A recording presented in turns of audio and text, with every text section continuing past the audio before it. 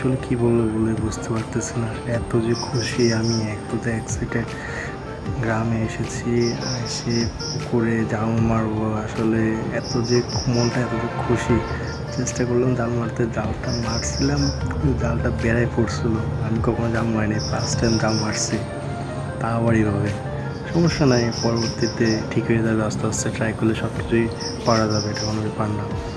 তারপরও জাল আস্তে আস্তে উঠেছিলাম, উঠানোর পর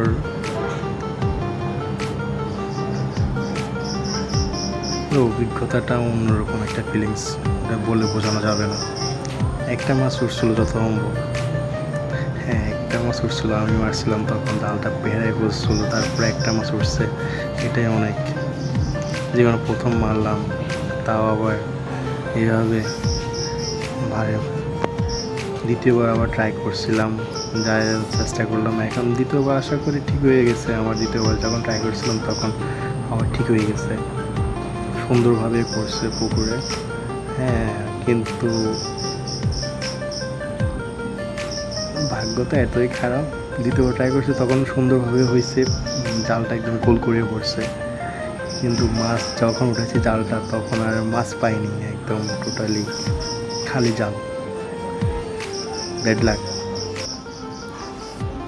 কপাল আসলেই খারাপ আমার।